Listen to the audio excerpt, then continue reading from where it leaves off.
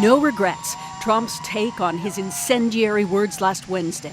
They've analyzed my speech and my words and my final paragraph, my final sentence, and everybody to the T thought it was totally appropriate.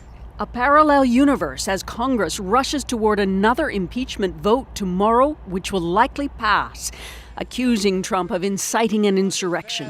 I think it's causing tremendous danger to our country, and it's causing tremendous anger. Of his own making, says Chuck Schumer. Blaming others for what he caused is a pathological technique used by the worst of dictators. But in a sign of rising tensions, and where the First Amendment doesn't say. He's interrupted on the street. As long as there's outrage and unrest in our hearts, there's going to be unrest in these streets. Trump took a last stand today in Alamo, Texas, likely his last presidential trip, still hugely popular with his supporters.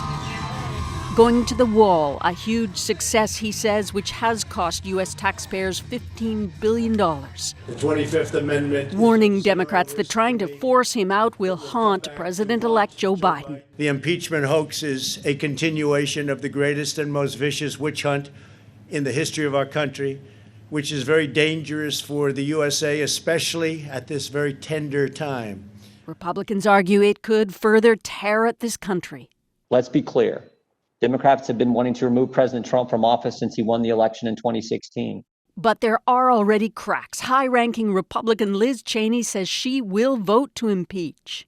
There's never been a greater betrayal by a president of the United States of his office and oath to the Constitution. And the New York Times reports Senate Majority Leader Mitch McConnell believes Trump did commit impeachable offenses, setting the scene for a dramatic day here tomorrow. Okay, Susan, so we know that today the Democrats tried to remove the president even faster with a constitutional amendment, and where'd that go?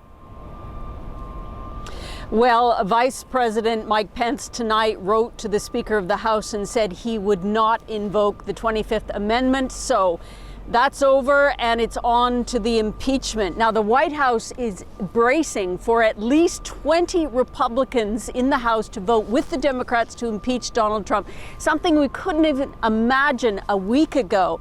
And here in the Capitol, police are hardening security. It's pretty much deserted down here. There's more fence going up every hour as the FBI is monitoring online threats, saying if President Trump were to be impeached again, there could very well be more violence, Adrienne. All right. Thank you, Susan. Susan Ormiston in Washington tonight.